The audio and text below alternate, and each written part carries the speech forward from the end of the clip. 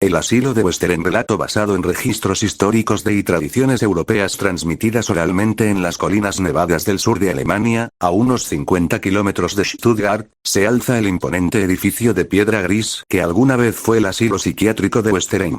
Construido en 1867 por el arquitecto Heinrich von Adler, fue diseñado para ser un refugio de curación para personas con trastornos mentales, pero terminó convirtiéndose en uno de los lugares más temidos de la región.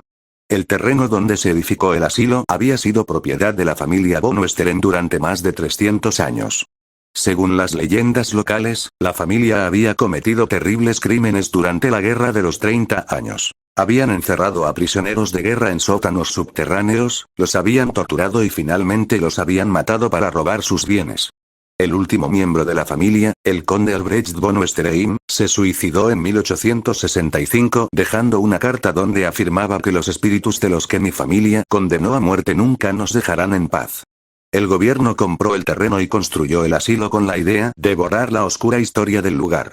El Dr. Franz Müller fue nombrado director. Un hombre de ideas progresistas para su época, que creía en la terapia ocupacional y en el trato humano hacia los pacientes. Pero desde el primer día en que abrieron sus puertas, las cosas no salieron como se esperaba.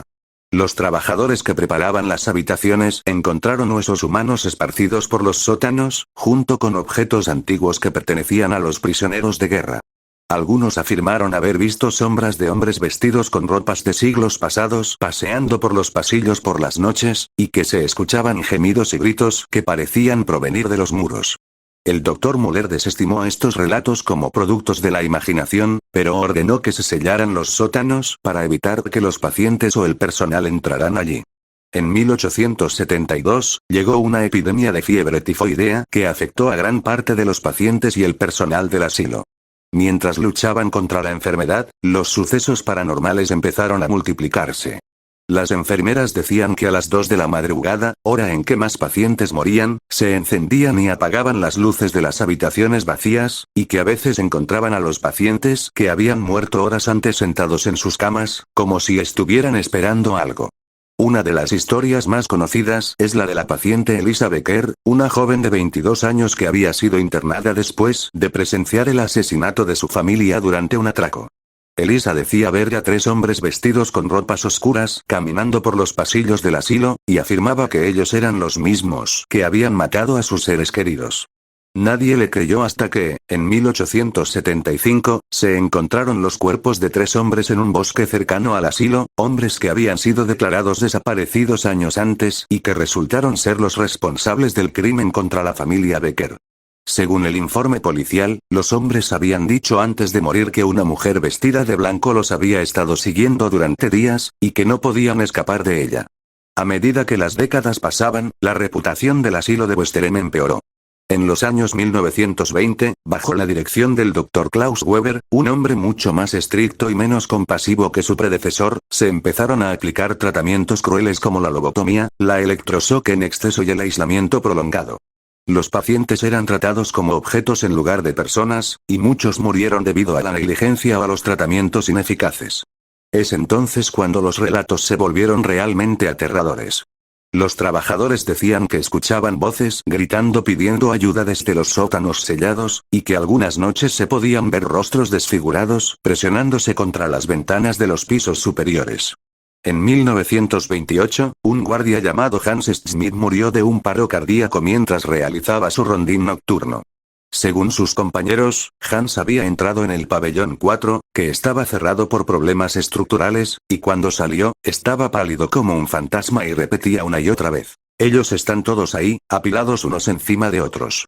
Están esperando que se les libere. Durante la Segunda Guerra Mundial, el asilo fue utilizado como centro de interrogatorio por las fuerzas nazis. Muchos prisioneros políticos fueron llevados allí para ser torturados y ejecutados, y sus cuerpos fueron enterrados en fosas comunes en el jardín del asilo o arrojados a los sótanos. Los trabajadores que sobrevivieron cuentan que por las noches se escuchaban los sonidos de golpes, gritos y palabras en diferentes idiomas, y que a veces se veían figuras humanas caminando por el jardín con las manos atadas a la espalda. Después de la guerra, el asilo fue cerrado temporalmente mientras se investigaban las atrocidades cometidas allí. Se encontraron más de 200 cuerpos en los sótanos y en el jardín, y se descubrió que el Dr. Weber había colaborado con los nazis, entregando a algunos pacientes para que fueran utilizados en experimentos médicos. Weber fue condenado a muerte y ejecutado en 1947, pero antes de morir dijo: "No soy el único culpable. Los espíritus de este lugar me obligaron a hacer lo que hice. Ellos necesitan sangre para seguir existiendo". El asilo reabrió sus puertas en 1952 bajo nueva dirección y con promesas de cambio, pero las cosas no mejoraron. Los sucesos paranormales continuaron. Pacientes afirmaban ser atacados por manos invisibles, enfermeras encontraban objetos movidos del lugar y se escuchaban ruidos inexplicables en todas partes. En 1978, un incendio destructor afectó al pabellón 3, donde murieron 17 pacientes y 3 trabajadores.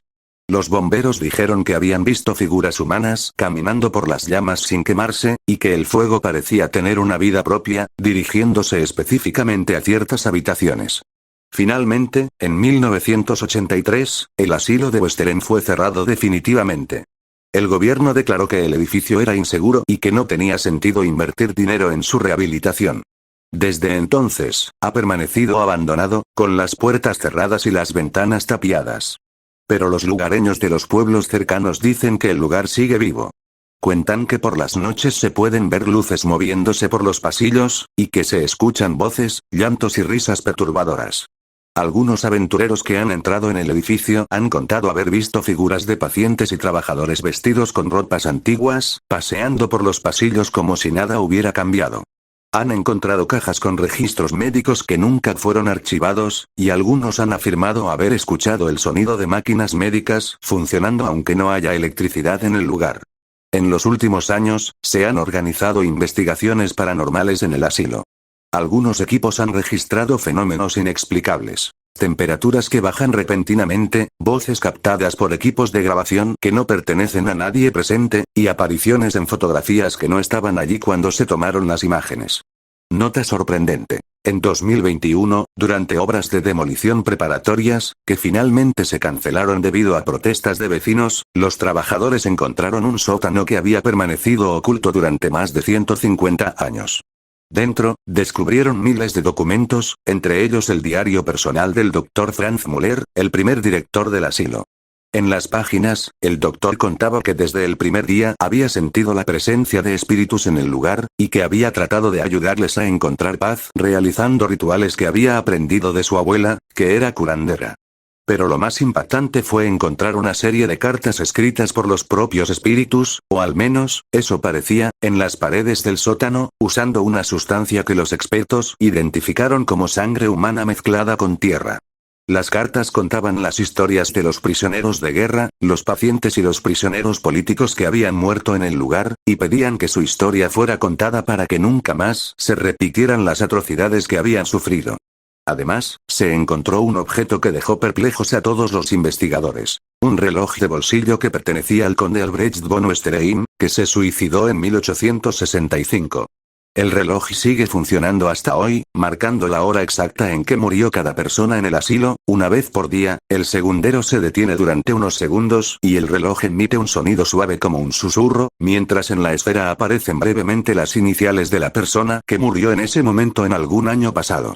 Los expertos aún no han podido explicar cómo funciona el reloj, ni cómo las cartas llegaron a estar escritas en las paredes del sótano. Lo único seguro es que la historia del asilo de West End sigue viva, y que aquellos que se atreven a acercarse al lugar aseguran sentir que no están solos.